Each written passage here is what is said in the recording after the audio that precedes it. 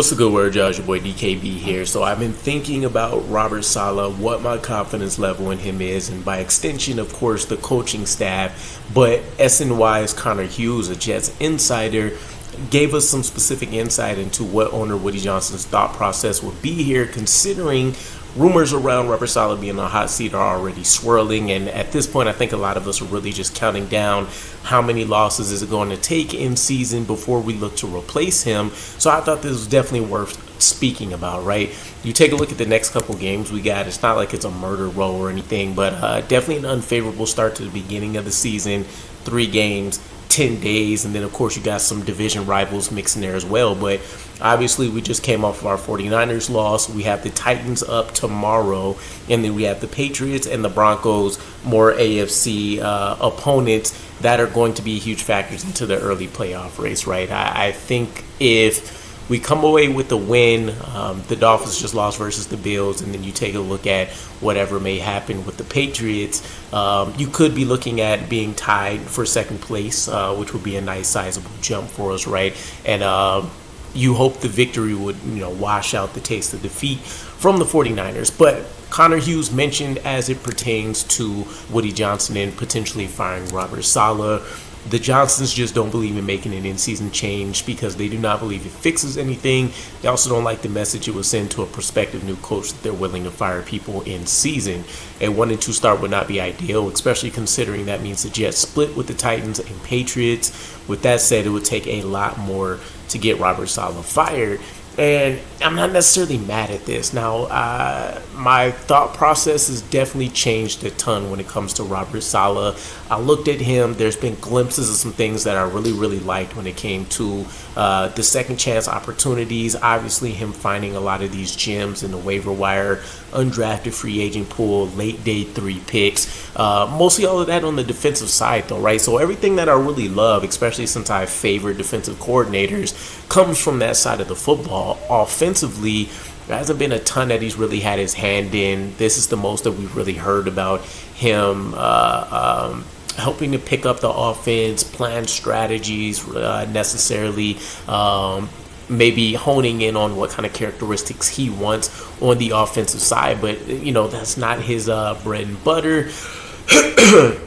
And even if you want to argue the global CEO approach of being a head coach, I think you can make the argument Brant Boyer is successful regardless of head coach, right? He survived, I believe it's 3 at this point now, and there's a reason why we highly regard him so much. So outside of his defense turning into a top 5, top 10 unit in back-to-back years, Robert Saleh can't really stamp his name, his approval anywhere else. And with him coming in, I was really hoping he would permeate this program builder type mentality into the entire team. And so far, that's really only impacted the defense. And you're seeing the effects last year. You can argue you're seeing the effects early this year of what it looks like when that wanes down because there's not another supporting leg to help the program stand up.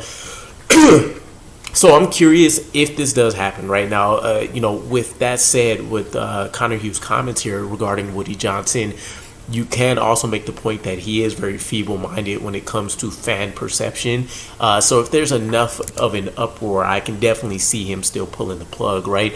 Robert Saleh, again, doesn't have a ton of, rope or leash here to really help himself out. 3 seasons now, 18-34 record, just 53% of his games won, and he's 4th worst in franchise history, right? Keep in mind, he hasn't even sniffed the playoffs just yet. So I'm curious to see how all of this plays out. I'm trying to avoid the early negativity, of course, as well, but I also can't help but think we need to see something offensively that is a sign-off for Robert Saleh to give me some confidence moving forward, right? I think he signed a 5-year contract to put him on the same timeline-ish as Joe Douglas originally. But my thinking is here that even if we do have a quote-unquote successful season, which would just be reaching the playoffs, and maybe we win a game or 2 in the playoffs before exiting, or, even if we win the Super Bowl, we may continue to find ourselves in this same kind of struggle that we have an elite defense. We can't pair it with even a consistent offense. And you're going to start to see, ebbs and flows. Whereas the elite teams, the Ravens, the Chiefs, the 49ers, those kind of teams you see have a level of consistency, right? 2, 3, 4 win game streaks. When losses come, is generally a full failed effort or just a tragically terrible performance by a quarterback that they couldn't overcome. Something along those lines. It's not the same perennial issues of boneheaded mistakes, turnover prone players, stars that aren't living up to their names, quarterbacks that don't essentially know how to play the game anymore or manage things. And not to say all of those are impacting us anymore, but it's just something for me to keep in mind and have in the back of the noodle as the season progresses, as we continue to talk through a lot of these storylines and really see which boxes Robert Saleh can get his team to check off and which ones continue after 4 years to look like a problem and a theme that ultimately will end up causing him to be promoted to customer by season's end, if not sooner. So let me know what you guys think. Are we getting Robert Saleh out of here ASAP if he racks up a couple more losses? Or do you guys think it's fair to let him finish out the season, start everything over from scratch, and figure out what we can do? Also keeping in mind, I know a lot of people don't necessarily, it's one side of the spectrum or the other. People really respect the turnaround job Joe Douglas has done with getting the players, and they think Saleh is ruining said players, or they think Joe Douglas is just his trash at acquiring guys outside of the 2022 NFL draft, and outside of Saleh being a defensive specialist and developing that side of the ball, he hasn't really helped out either. So I don't know, just things to consider. Let me know what you guys think though, and I'll catch you again. Peace.